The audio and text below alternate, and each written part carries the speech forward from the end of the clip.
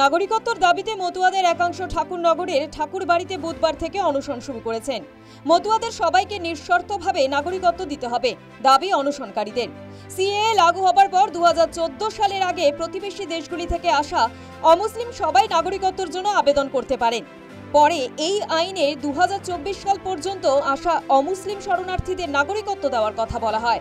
CAA অনুযায়ী মতুয়াদের বেশিরভাগেরই নাগরিকত্ব পাওয়ার কথা। সেই কাজ শুরুও হয়েছে। অনশন শুরুর দিন সিএএ প্রসঙ্গ তুলে সে কথা জানিয়েছিলেন কেন্দ্রীয় প্রতিমন্ত্রী শান্তনু ঠাকুর। এখানে একটা বাজার গরম করার জন্য, চেয়ার গরম করার জন্য যখন যা খুশি তাই করে বসছে। কারা করছে? বাংলাদেশি মুসলমান রোহিঙ্গারা এখানে রয়েছে। কোনো অনশন ফনশন কিছু নেই, এগুলো একটা ফাজলামো। মধ্যপ্রদেশে স্ট্যান্ডিং কমিটির মিটিং, তাই এতই যদি হতো এই অনশনটা আজকে করতে হলো কেন? পরে করতে পারতেন। স্ট্যান্ডিং কমিটির মিটিং সেরে এসে নাটক। কেন্দ্রীয় সরকারের বিশেষ করে এই সিএর উপরে কর্মকাণ্ড, তো স্বাভাবিকভাবে মানুষের একটা মনে বিশ্বাস, আস্থা জন্মেছে যে সিএ পাবো এবং ভারতবর্ষের পূর্ণ নাগরিকত্ব আমরা পাবো। সেখানে মাঝখান থেকে ফোরে নেতারা, বাংলাদেশি রোহিঙ্গা মুসলমানরা এসে রাজনীতি করে যাবে, যারা ভোটারই নয়, যাদেরকে খুঁজে পাওয়া যায় না কোনো জায়গাতে, তারা এসে ক্রেডিট নিয়ে নেবে জম করে। এটা সম্ভব? সাধারণ মানুষ, মতুয়া ভক্তরা তার জবাব দিচ্ছে। একদিন পর শান্তনু ঠাকুরকে কটাক্ষ করলেন অনশনকারীরা। শান্তনু ঠাকুর কোনো আন্দোলনে থাকেন না, অভিযোগ অনশনকারীদের।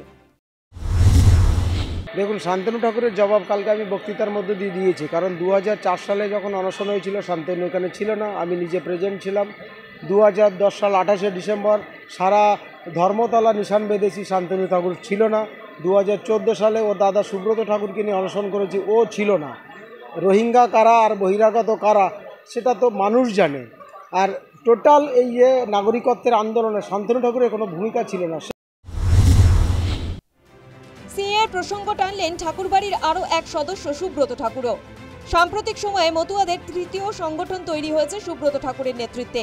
অনেকেই মনে করেছিলেন বিজেপির থেকে দূরত্ব তৈরি করছেন সুব্রত। বৃহস্পতিবার মমতা বালা ঠাকুরের তীব্র সমালোচনা করে নরেন্দ্র মোদীর প্রশংসাই শোনা গেল সুব্রত ঠাকুরের কণ্ঠে। নিঃশর্ত বলে কোনো কিছু হয় না, শর্ত সাপেক্ষেই সব কিছু হয়। একটা দেশ তার ক্রাইটেরিয়া ঠিক করবে, তার রুলস রেগুলেশন ঠিক করবে যে কিভাবে নাগরিকত্ব দেবে বা কাউকে দেওয়া যায়। আজকে তাদের সিএর মধ্যে দিয়ে তাদের সাংবিধানিকভাবে দেশের নাগরিকত্ব কে দিয়েছে? বিজেপি সরকার, আমাদের যশস্বী প্রধান নরেন্দ্র মোদীজি, অমিত শাহজি। এটা মানতে হবে বাস্তব কথাটা। এ সাইডেও তাদের নাম উঠবে, আর যাদের নাম উঠেনি তাদের সামনের দিনে নাম উঠবে, কিন্তু কেউ হেনস্থা করতে পারবে না। তারা ছিন্নমূল উদ্বাস্তু, এই দেশের নাগরিক। তো যেটা মমতা বালা করছেন সেটা ওনার করা ছাড়া কোনো উপায় নেই। কারণ উপরের যে প্রোটোকল, একটাই তো পোস্ট, বাকি সব ল্যাম্প পোস্ট, যা যেরকমভাবে বলে সেইভাবেই বলছে। সিএএ লাগু হবার পরেও কেন অনশন?